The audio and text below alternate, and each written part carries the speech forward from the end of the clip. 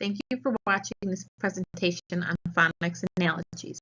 This presentation will go over what analogy is, how to utilize it in the classroom, and give a demonstration of a student learning by analogy. What are phonics analogies?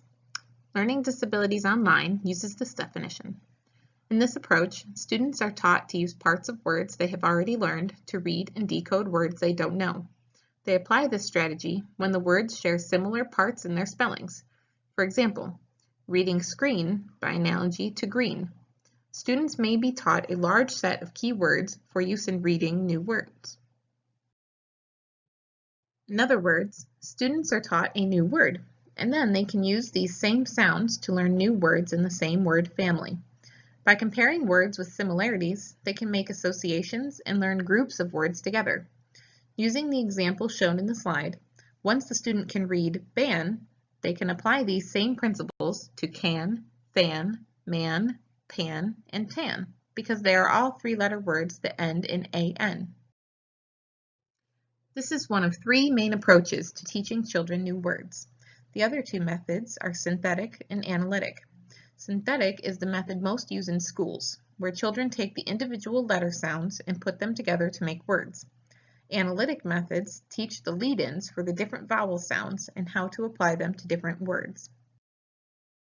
Phonics analogies have a lot of potential for all children, but especially those who are ESL learners. Analogies work well because the learning is naturally broken into easily understood chunks. The student feels successful and is learning a group of words, but really only has to do the work of learning one word. Phonics analogies can be used at multiple grade and reading levels, but especially lends itself to the younger and newer readers.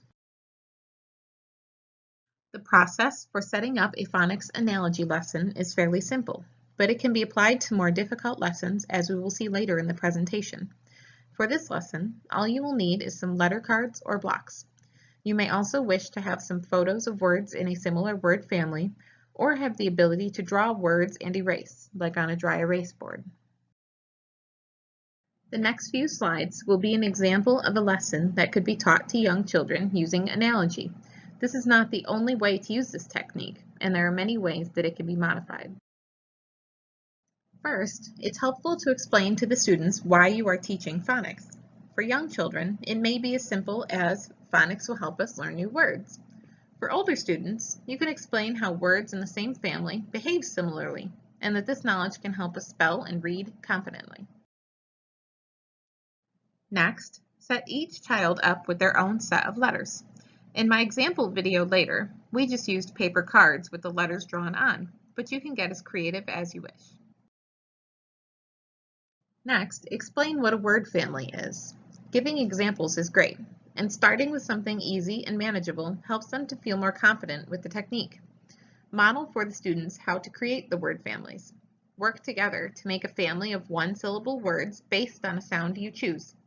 Having the student spell the words with their blocks is a great way to keep them engaged throughout the lesson. Have the student repeat the words after you so they get used to the sounds. For older students, you can go on to make a family of multiple syllable words also. If possible, try to select a word family with words that the kids are already familiar with. For practice, after you make a list of the words, erase it and then ask the students to spell the words. This helps to reinforce to them the similarities in the word family, as well as practice spelling the words in a friendly, non-threatening environment. Then introduce a new sound and word family. Together, brainstorm new words to add to the family and have the kids spell the words with their blocks. Correct any mistakes to avoid confusion. After students have spelled the word correctly, write it on the board. Give definitions of any new words. As before, erase the list and have the students spell the words they just created. In the following slide, you will see clips of me trying this technique with my daughter, who is almost 4. She has a very limited reading ability, but with her knowledge of letters and sounds, she was able to apply the concepts of the word families to make different words. We did a very basic version, but it's easy to see how more advanced students would be able to spell these words and use the concept for longer, more complex words. All right, Carter, today we're going to make some words with the at sound. What letters are in at? A and T. Very good. And so what sound do they make? At. At. Perfect. So if we add some other letters in front of at, then we can make new words. You ready? Yeah. All right. So if we put a B in front of it, then what word do we have? Bat. Bat. Perfect. What if instead of a B, we add a C? Cat. Perfect. All right. You're good at this. So if we put an F in front of it, what do we have? I don't know, Mama.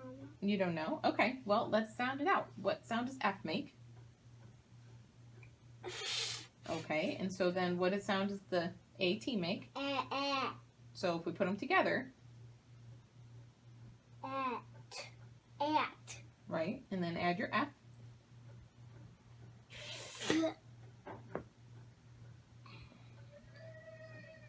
Add the F with the at. Okay. Fat. Perfect. Okay. What about if we put an M there?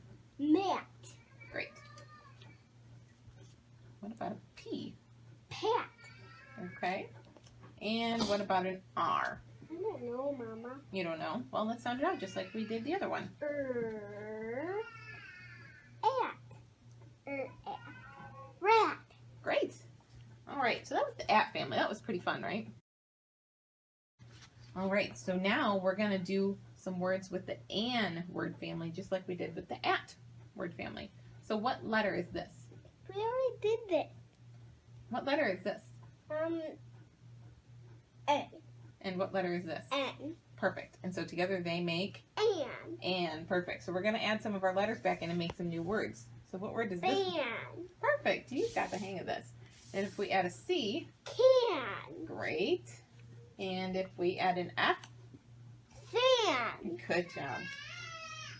What about an M? And. Man. Good job.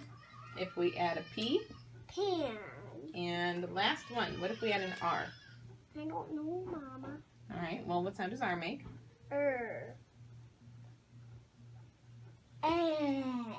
So put them together. Okay. So put them all together. We're and. Yep. Ran. And it was just like the other ones, right? Yeah. All right. Thanks so much for helping me today, Carter. You can see how, in the first video, my daughter was able to read most of the words fairly easily. The second word family went even faster, as my daughter picked up on how to apply the word family rules to different words. I hope that this presentation gave you sufficient knowledge to be able to use this technique in your classrooms. It can be a great tool to help kids learn to spell multiple words and gain confidence as they continue to learn.